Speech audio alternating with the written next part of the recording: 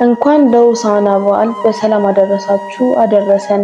የተከበራችሁ የልዑል እግዚአብሔር ቤተሰቦች፣ የእናታችን የቅድስት ድንግል ማርያም የአስራት ያደራ ልጆች፣ የቅዱሳን መላእክት፣ የቅዱሳን ጻድቃን፣ የቅዱሳን ሰማዕታት ወዳጆች በልዑል እግዚአብሔር አምላካችን ፍጹም ሰላምታ እንደምን ቆያችሁ እያልን ስለ ሆሳዕና በዓል ይህንን እንናገራለን። በስመ አብ ወወልድ ወመንፈስ ቅዱስ አሐዱ አምላክ አሜን።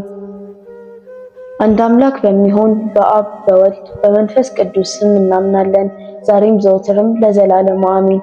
ሆሳዕና የምስጋና ንጉሥ እርሱ ማን ነው? በቅድስት ኦርቶዶክሳዊ ተዋሕዶ ቤተክርስቲያን በድምቀትና በልዩ መንፈሳዊ ስነ ስርዓት ከሚከበሩ በዓላት መካከል አንዱ በዓለ ሆሳዕና ነው። ሆሳዕና የሚለው ሆሼና ከሚለው የዕብራይስጥ ቃል የተገኘ ነው። ሆሳዕና አድነን፣ አድህነንኮ፣ እባክህ አድነን ወይም መድኃኒት መሆን ወይንም መባል የሚል ትርጉም ይይዛል። ሆሳዕና የዘንባባ እሁድ በመባል ይታወቃል።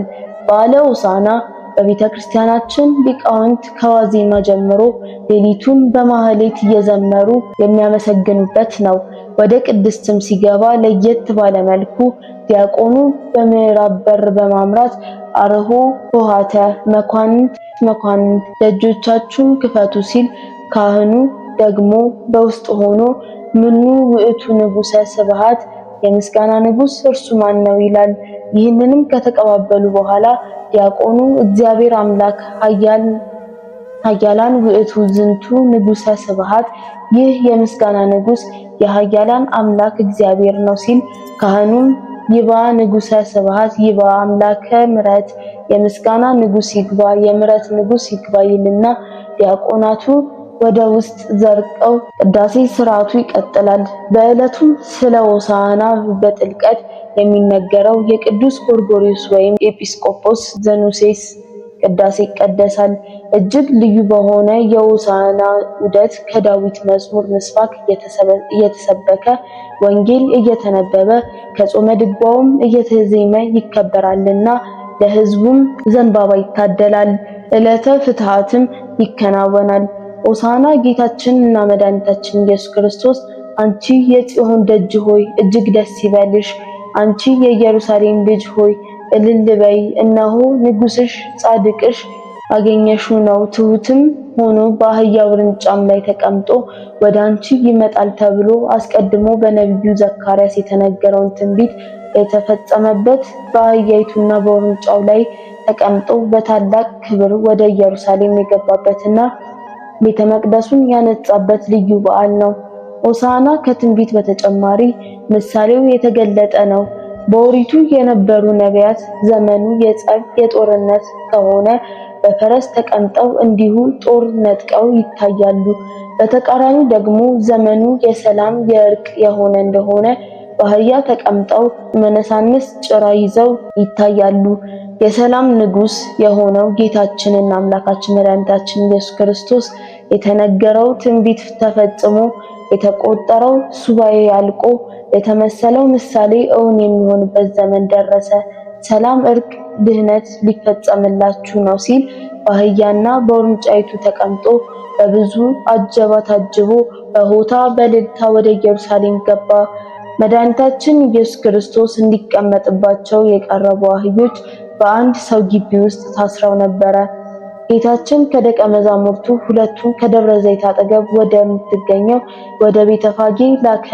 በፊታቸው ወዳለችው አገር መንደር ሂዱና ያን ጊዜ የታሰረች አህያ ከውርንጫዋ ጋር ታገኛላችሁ፣ እቱን አምጡልኝ ብሎ ላካቸው።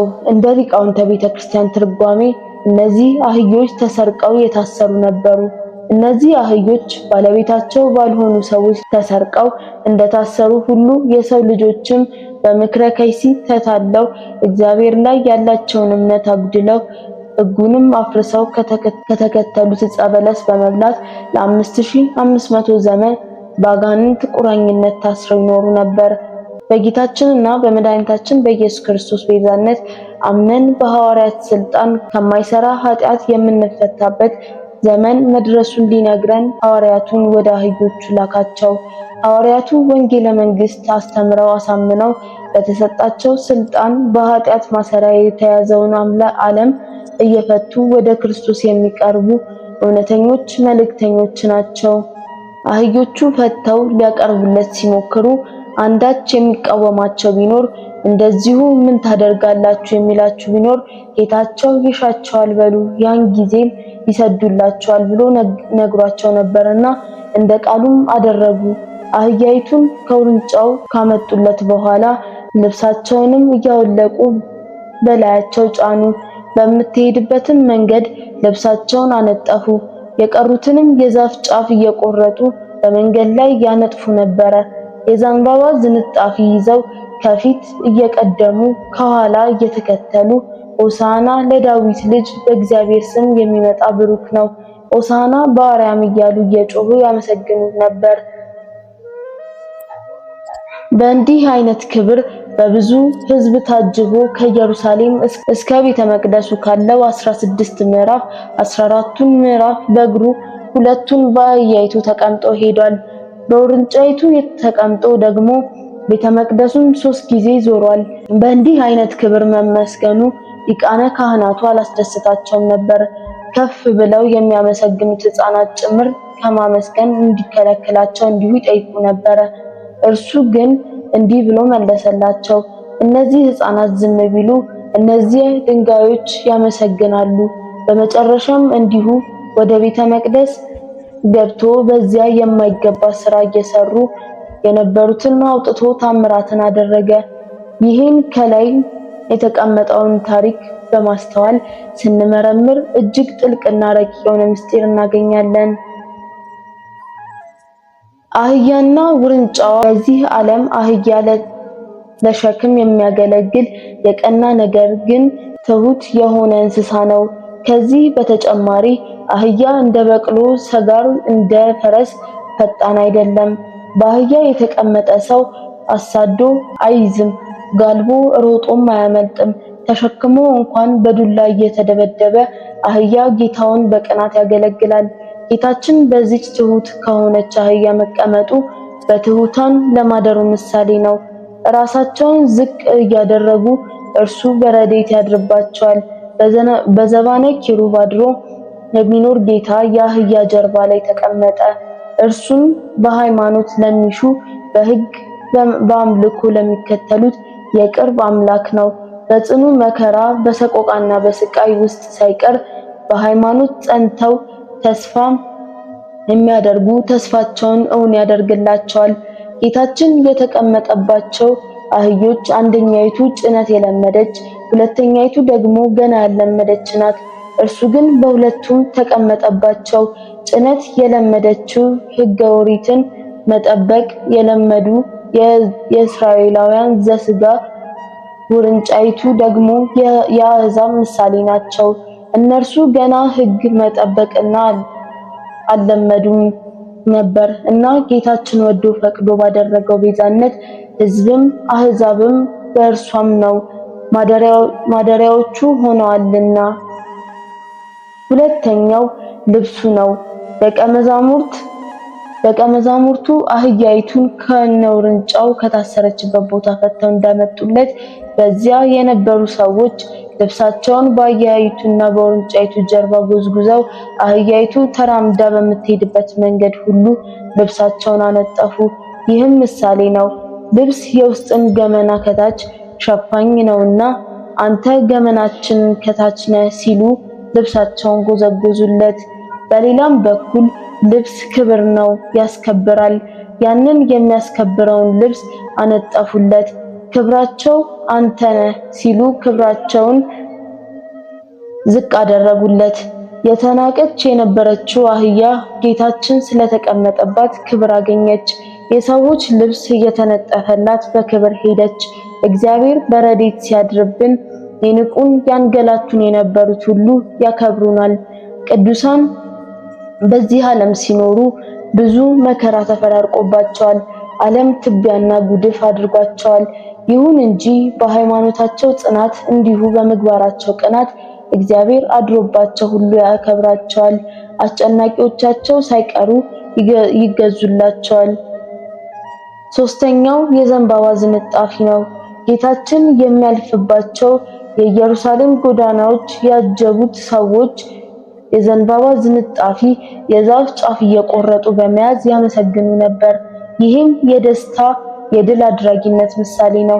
አብርሃም ይስሐቅን፣ ይስሐቅ ያዕቆብን በወለዱ ጊዜ፣ እስራኤል ከግብጽ በወጡበት ወቅት፣ ዮዲት ኦሎፎርኒስን በገደለች ጊዜ ዘንባባ ቆርጠው ይዘው እግዚአብሔርን አመስግነዋል።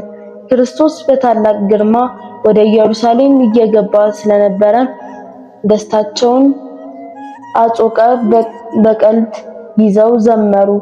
በላያቸው ለዘላለም ነግሶ የነበረውን ዲያብሎስንና ስራቸውን ሁሉ ሞትና ሙስና መቃብርን ድል ሲነሳ ጌታ መጥቷልና ደስ እያላቸው ዘንባባ ይዘው አመሰገኑት። ከፊት ከኋላ ያሉትም ድምፃቸውን ከፍ አድርገው ሆሳዕና ለወልደ ዳዊት ብሩክ ዘይመጽእ በስመ እግዚአብሔር፣ ለዳዊት ልጅ መድኃኒት መባል ይገባዋል፣ በእግዚአብሔር ስም የመጣ ብሩክ ነው እያሉ ዘመሩ። ነቢዩ ቅዱስ ዳዊት ከልደተ ክርስቶስ አስቀድሞ በትንቢት መንፈስ እግዚአብሔር የሰራት ቀን ይህች ናት፣ በእርሷ ደስ ይበለን፣ ሐሴትን እናድርግባት። አቤቱ እባክህ አሁን አድን፣ አቤቱ እባክህ አሁን አቅና፣ በእግዚአብሔር ስም የሚመጣ ብሩክ ነው ብሎ እንደዘመረው አመሰገኑት።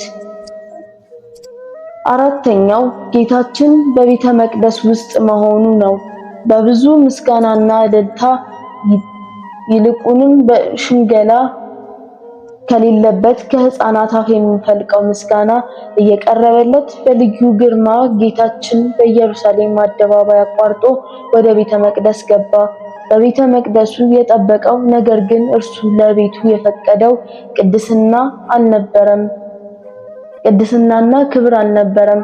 አህዮቹ ከታሰሩበት አስፈትቶ ይዞ ወደ ቤተ መቅደሱ በመምጣት ሰዓቱ ለክብር የማይገባ የተፈቱትን አህያ ወደ ኋላ የሚመልሳቸው ስጋዊ ስራ የተፈጸመበት የስጋ ገበያ ቦታ ሆኖ ቤተ መቅደሱን አግኝቶታልና። ጌታችን መድኃኒታችን ኢየሱስ ክርስቶስ በዚች ምድር በስጋ ተገልጦ እየተመላለሰ ባገለገለባቸው ዓመታት ውስጥ ከተቆጣባቸው ጥቂት ጊዜያት አንዱ በሆሳዕና ዕለት ወደ ቤተ መቅደሱ ሲገባ የጸሎት ቤት የሆነችውን የእግዚአብሔር ቤት አይሁድ የገበያ ቦታ፣ የቅሚያና የዝርፊያ አደባባይ ያደረጓት። በዚህም ትሑቱ ጌታ ተቆጣ።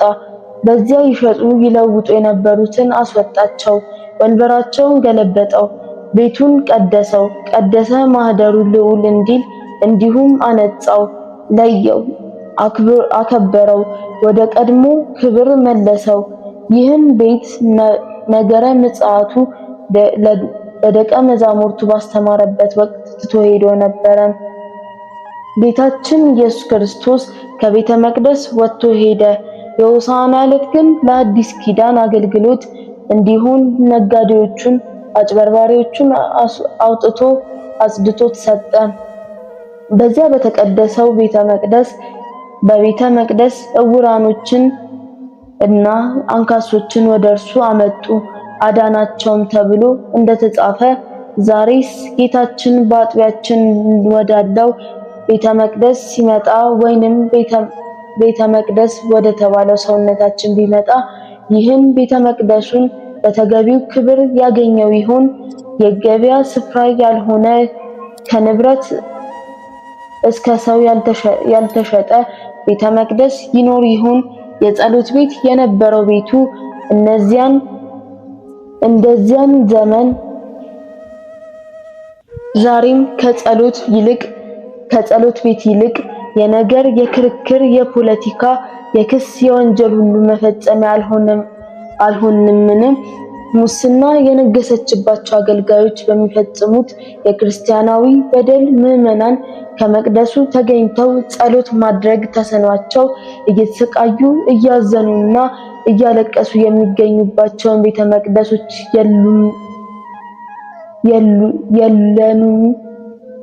የሉንምን? ያኛውን ቤተ መቅደስ ያጸዳ የገሊላ አውራጃ የምትሆን ከናዝሬት የወጣው ጌታ ጌታ ነበር። አሁን ግን ያ ጌታ ከሰማይ በግርማ መለኮቱ በክበበ ትብሲቱ በመላእክት ታጅቦ ይመጣል። አንደበት ሁሉ በፊቱ ዝም ይላል፣ እርሱ ዝም አይልምና። አምስተኛው የሊቀ ካህናትና የጸሐፍት መቆጣት ነው። የመድኃኒታችን የኢየሱስ ክርስቶስ ክብር በሆነ ምስጋና መመስገን የቤተ መቅደስ በክርስቶስ መጽዳት እና ወደ ቀደመ ክብሩ መመለስ ሊቃነ ካህናትንና ጸሐፍት አላስደሰታቸውም። ክፋትና ተንኮል ካባ እንደታጀቡ ጻድቃን መስለው ለዘላለም ትሑታን የዋህ የሆነውን ሕዝብ እግዚአብሔርን እንደዚሁ ሲያታልሉ የነበሩ እነዚህ አካላት በጽድቁ ክፋታቸው የሚገለጥባቸው የክርስቶስ የክብር መገለጥ እንዲሁም መመስገን አስቆጣቸው። የእርሱ መገለጥና መመስገን እነርሱን የሚያሳንስ ክፋታቸውን የሚገልጥ መሆኑን ተረዱ። ጌታችን በወንጌል ሥራው ክፉ የሆነ ሁሉ ብርሃኔን ይጠላልና ክፉም ስለሆነ ሥራው እንዳይገለጥበት ወደ ብርሃን አይመጣም እንዳለ ሆነባቸው። የክፎች የመጨረሻው ክፋታቸው ክፉ መስራት ብቻ ሳይሆን በጎ የሚሰሩትን ሰዎች በዓይናቸው እንኳን ለማየት አለመፈለጋቸው ነው። የቅኖች ደግነት፣ የመልካሞች በጎ ሥራ የትሑታን የተሰበረ መንፈስ ይረብሻቸዋል፣ ማንነታቸውን እንደዚሁ ያጎላዋል። እናም ጌታችን ሲመሰገን መስማት አይፈልጉም። ግን እኮ አመስግኑ ያላቸው አልነበረም? አላመሰገናችሁም ብሎም የወቀሳቸው የለም። ሕሊናቸው ቢረብሻቸው ሕፃናቱን ዝም አሰኝ ብለው ለክርስቶስ ነገሩት። እነዚህ ደቀ መዛሙርት ዛሬም አሉ። እግዚአብሔር ሲመሰገን፣ ሰው ንስሐ ሲገባ፣ ወንጌል የሚያስተምሩ እውነተኛ መምህራን ሲበዙ፣ ሰላም ሲሰፍን፣ አንድነት ሲጸና፣ ሕገ እግዚአብሔር የሚያከብሩ ሰዎች ሲገኙ፣ ደናግላን በድንግልናቸው ሲጸኑ፣ በትዳር ያሉ ትዳራቸውን ሲያከብሩ፣ መነኮሳቱ ቆባቸውን አክብረው ሲይዙ፣ የደኸየው ሰርቶ ሲያገኝ፣ እንደዚሁ ማየትና መስማት የማይፈልጉ አሉ። ሁሉም እንደነሱ ሲሆን ማየት ይፈልጋሉ። ዓለም ሳይፈጠር ባህሪውን እያመሰገነ ምስጋናው ሳይቋረጥ የኖረውን ጌታችንን ሕፃናት ለምን አመሰገኑ ብለው ያላዋቂ ጥያቄ ጠየቁ። በዚያ ስፍራ ያሉ ዝም ቢሉ ምስጋና የሚያቋርጥ መሰላቸው። እርሱ ግን እንደዚሁ እነዚህ ሕፃናት ዝም ቢሉ እነዚህ ድንጋዮች ያመሰግናሉ አላቸው። ስድስተኛው ትቷቸው መሄዱ ነው። የታሰሩትን ፈቶ ወደ ቤተ መቅደስ አግብቶ ቤተ መቅደሱንም ባርኮ ፈውስ በረከትን አሳድሮ እንዲሁም ተመስግኖበት ለዘላለም የሚመሰገንበት መሆኑን ለተቃወሙት አስረድቶ ሲያበቃ ትቷቸው ከከተማ ወደ ቢታንያ ሄደ። በዚያም አደረ።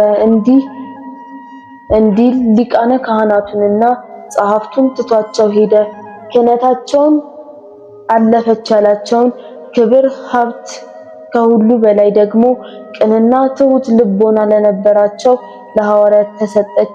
እግዚአብሔር በተለያዩ መንገዶች ክብርን አምላክነቱንም ገልጧልና የልቦናችንን በር እያንኳኳ በቃሉ ይጠራናል። ተገቢውን ምላሽ በጊዜ ካልተሰጠ ትቶን ያጠፋናል። እነርሱ ጌታችን ኢየሱስ ክርስቶስ ትቷቸው ሄዷልና ጥጦስ ከሮም ዘምቶ ቤተ መቅደሳቸውን አፍርሶ እነርሱን መቶ ሀገሪቱን ምን አደረጋት? እኛን ዛሬ ቢመጣ ወደኛ የሚያስገባው ከኛ ጋር እንዲያድር የሚያደርገው በጎ ማዚያ ያለው ምግባር ይኖረን ይሆን? በዓለ ሆሳዕና ደቀ መዛሙርት የታሰሩትን ለመፍታት የተላኩበት አህዮችንም ከስራታችሁ የፈቱበት፣ አዋቂዎች ሲለጎሙ ሕፃናት ያመሰገኑበት፣ ጌታችን ቤተ መቅደሱን ያነጻበት እናውቃለን ባዮችን ግን ትቶ የሄደበት በዓል ነው። በዚህ ቀን አህዮቹን ከጌታችን የተላኩላቸውን ፈቺዎቻቸውን ደቀ መዛሙርቱን አላስቸገራቸውም። እንደ ልቧ ቦርቃ የምትወድ ውርንጫ እንኳን አደብ ገዝታ ፈቺዎቿን ተከትላ ሄደች። እኛ እስከታሰርንበት የክፋትና የኃጢአት ሁሉ ማሰሪያ መች እንፈታለን? ከእግዚአብሔር ዘንድ የተላኩልን እውነተኞቹን አባቶቻችን ካህናትስ እናውቃለን ወይ? ለእግዚአብሔር ክብር ሳይሆን ለራሳቸው ጥቅም በቤቱ ያሉትን የእግዚአብሔር አገልጋዮች የሚመስሉትን ግን እግዚአብሔርን የማያውቁትን አገልጋዮች እናውቃቸው ይሆን?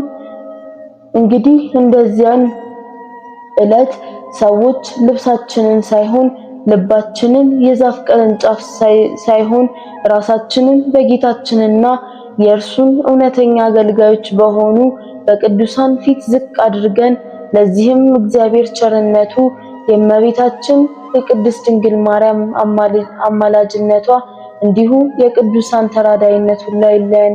ወስብሐት ለእግዚአብሔር ወለወላዲቱ ድንግል ወለመስቀሉ ክቡር። ይቆየን።